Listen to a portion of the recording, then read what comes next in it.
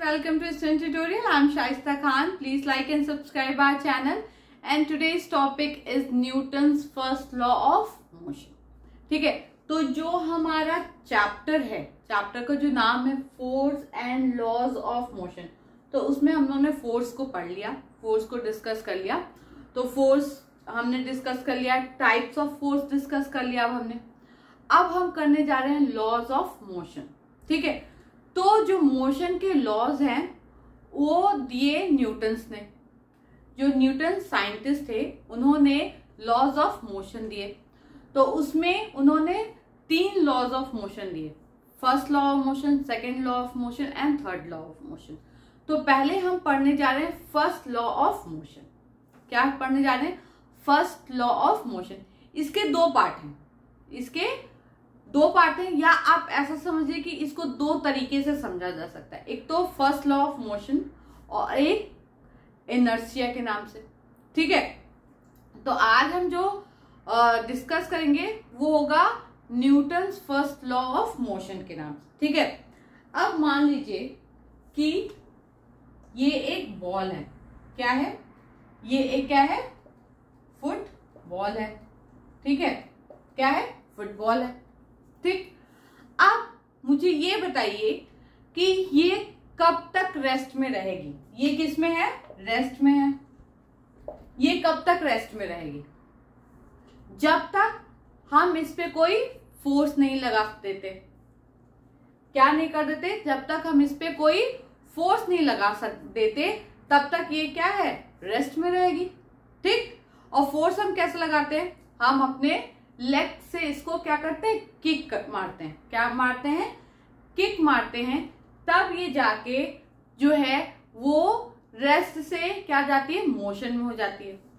ठीक, जैसा कि हमने अपने प्रीवियस जो चैप्टर था हमारा, उसमें हमने पढ़ा था कि किसी भी ऑब्जेक्ट के 2 स्टेट होते हैं, एक होता है आपका रेस्ट और एक होता है मोशन। तो अगर कोई बॉडी रेस्ट में है तो वो बात ये है कि रेस्ट में तो है वो, लेकिन वो कब तक रेस्ट में रह सकती है? कब तक रेस्ट में रह सकती है? जब तक कि हम उसको कोई फोर्स लगा के उसका स्टेट चेंज नहीं कर देते। ठीक है, अगर ये बॉल है और अगर हम इस पे क्या करेंगे? फोर्स अप्लाई करेंगे। फोर्स हम कैसे अप्लाई करते हैं? पैर से अप्लाई करते हैं। तो जो हम फोर्स इसको किक मारेंगे, तो किक जो मारेंगे वो क्या होगा? उस पर हम फोर्स अप्लाई कर रहे हैं। तो फोर्स अप्लाई करने के बाद जो ये बॉल है वो किसमें, ये अपना स्टेट क्या कर देगी? चेंज कर देगी। क्या कर देगी? चेंज कर देगी। और रेस्ट से किसमें हो जाएगी? मोशन में हो जाएगी। किसमें हो जाएगी? मोशन में हो जाएगी। ठीक है, पहले तो ये रेस्ट में थी, जैसे ही हमने इस पे फोर्स लगाया तो क्या हुई? ये मोशन में हो गई।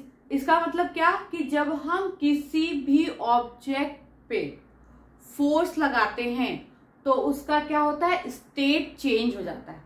क्या हो जाता है? स्टेट चेंज हो जाता है। अगर वो रेस्ट में है तो वो क्या हो जाती है? मोशन में आ जाती है। ठीक है, क्या हो जाती है? मोशन में आ जाती है। तो क्या ऐसा है कि कोई मोशन में रहे तो उसको भी हम रेस्ट में ला सकते हैं फोर्स लगा के? बिल्कुल है। क्यों नहीं है? अगर ये बॉल मोशन में है और अगर आप चाहो तो इसको रोक नहीं सकते? ऑफ कोर्स रोक सकते हो। आप अपना पैर लगा दो इधर इसके मोशन के अपोजिट डायरेक्शन में और ये बॉल रुक जाएगी। फोर्स लगा के खड़े हो जाओ, ये बॉल क्या हो जाएगी? रुक जाएगी। लेकिन आपको क्या करना पड़ेगा? इस पे फोर्स अप्लाई करना पड़ेगा। क्या करना पड़ेगा? फोर्स अप्लाई करना पड़ेगा। तो जो बात मुझे समझ में आ रही है वो ये है कि अगर किसी भी ऑब्जेक्ट का स्टेट आपको चेंज करना हो, ठीक है, तो उस पे आपको फोर्स अप्लाई करना होगा। जब आप उस ऑब्जेक्ट पे फोर्स अप्लाई करेंगे तो वो क्या होगा? ये अगर रेस्ट में होगा तो वो मोशन में जाएगा और अगर मोशन में होगा तो वो रेस्ट में आ जाएगा। ठीक है, अब जैसे कि कोई क्या है? कार है। क्या है? कार है। ठीक, अब वो क्या है? वो एक सीधी जो सड़क है, रोड है, उस पे वो मूव कर रही है, जा रही है। ठीक, अगर हमको इस कार को रोकना है, इस कार को क्या करना है? रोकना है। तो हमको क्या करना पड़ेगा? अब हम कार के सामने आके खड़े तो नहीं हो सकते भाई। बॉल के लिए तो हम अपना पैर लगा देंगे उसके अपोजिट डायरेक्शन में तो वो रुक जाएगी, लेकिन कार के लिए तो अब हम अपना पैर भी लगाएंगे तो वो हमारे पैर के ऊपर से निकल जाएगी। तो हम ऐसे जो हमारे व्हीकल होते हैं उनको रोकने के लिए, उनको मोशन से रेस्ट स्टेज में लाने के लिए हम क्या करते हैं? हम ब्रेक्स अप्लाई करते हैं। क्या करते हैं? ब्रेक्स अप्लाई करते हैं। तो ब्रेक क्या होता है? जैसे आपका व्हीकल है वो इस डायरेक्शन में मोशन कर रहा है, जब हम ब्रेक अप्लाई करेंगे तो वो ब्रेक जो है अपोजिट डायरेक्शन में क्या करेगा? फोर्स लगाएगा। क्या करेगा? अपोजिट डायरेक्शन में फोर्स लगाएगा, जिससे क्या होगा कि ये दोनों एक दूसरे को कैंसिल आउट करेंगे और धीरे धीरे धीरे धीरे ब्रेक्स अप्लाई करने के बाद वो धीरे धीरे क्या हो जाएगी? वो आ जाएगी मोशन से किस में आ जाएगी? रेस्ट स्टेट में आ जाएगी। ठीक है, क्या हुआ कि लेकिन अभी हम यहाँ पे फ्रिक्शन की बात नहीं कर रहे हैं। ठीक है, हम यहाँ पे क्या कर रहे हैं? फ्रिक्शन की बात नहीं कर रहे हैं। हम बस इतना सिंपल सी बात कर रहे हैं कि कोई भी अगर ऑब्जेक्ट जो है वो मोशन में है या कोई भी व्हीकल जो है वो मोशन में है, उसको रेस्ट में लाने के लिए हमें क्या करना पड़ेगा? ब्रेक्स अप्लाई करना पड़ेगा। ब्रेक अप्लाई करने के बाद उसमें क्या प्रोड्यूस होगा? एक्सेलरेशन प्रोड्यूस होगा। क्या होगा? एक्सेलरेशन प्रोड्यूस होगा। क्यों होगा एक्सेलरेशन प्रोड्यूस? क्योंकि उसकी वेलोसिटी में हो रहा है चेंज। उसकी वेलोसिटी में हो रहा है चेंज, इसकी वजह से क्या होगा? एक्सेलरेशन प्रोड्यूस होगा। और वो एक्सेलरेशन क्या करेगा? धीरे धीरे उसकी ब्रेक्स अप्लाई करने की वजह से वो जो हमारा व्हीकल है वो मोशन से धीरे धीरे किस में आ जाएगा? रेस्ट स्टेट में आ जाएगा। ठीक है, तो न्यूटन ने ये मतलब सबको पता है, ये सबको पता है कि बॉल अगर रुकी हुई है तो उसको क्या, अगर उसको मूव कराना है तो आपको उस पे अपने पैर से किक मारना पड़ेगा, ये तो हमको ही पता है। और अगर बॉल को रोकना है तो आपको क्या करना पड़ेगा? उस बॉल के सामने अपने आप को या अपने पैर को लगाना पड़ेगा, एक फोर्स अप्लाई करना पड़ेगा जिससे कि वो वहीं पे रुक जाए। ठीक, ये भी हमें पता है। हमको ये भी पता है कि अगर जो व्हीकल है उसको रोकना है तो हमको ब्रेक लगाने पड़ेंगे। साइकिल ही क्यों ना हो, साइकिल को भी रोकने के लिए हमको क्या करना पड़ता है? ब्रेक अप्लाई करना पड़ता है, तभी वो क्या होती है? वो धीरे धीरे जाके मोशन से रेस्ट में चली जाती है। ठीक है, ये चीजें हमें पता है, लेकिन क्या होता है कि हमने उसको कभी ऐसे मतलब कि अच्छे तरीके से कभी उसको हमने पढ़ा नहीं। ठीक है, तो न्यूटन ने क्या किया? उसी जो डेली यूज किए, जो डेली हमारी लाइफ में ये चीजें होती हैं, उसको एक अच्छे सेंटेंस में, एक अच्छे फ्रेम में लाके उन्होंने हमको दे दिया कि भाई अगर आपको किसी भी ऑब्जेक्ट का स्टेट चेंज करना है तो आपको उस पे फोर्स अप्लाई करना होगा।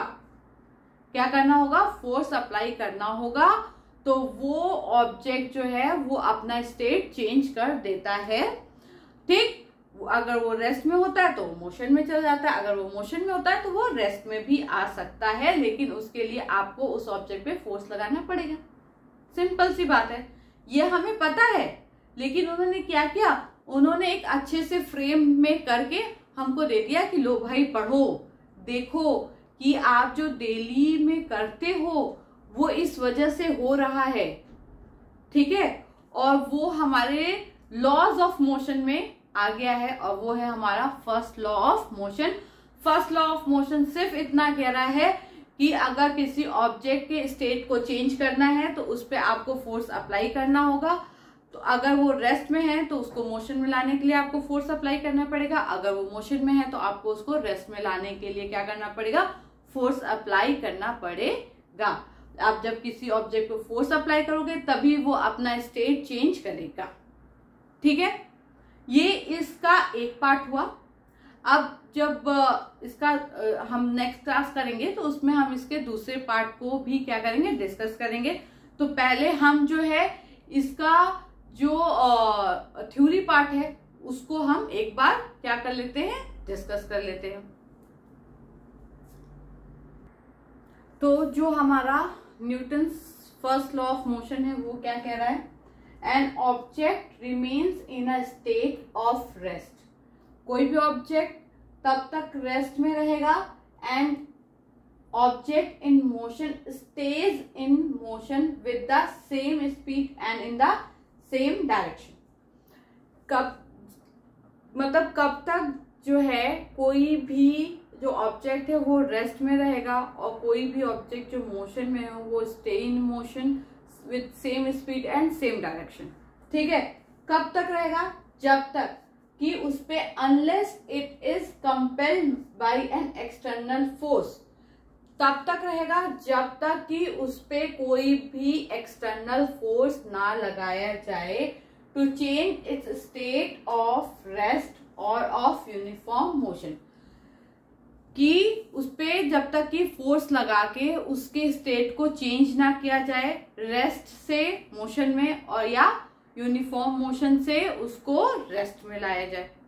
ठीक है, तो क्या है, सिंपल कि जो फर्स्ट लॉ ऑफ मोशन ये कह रहा है कि हम किसी भी ऑब्जेक्ट के स्टेट को तब चेंज कर सकते हैं जब उस पे हम एक्सटर्नल फोर्स लगाएं।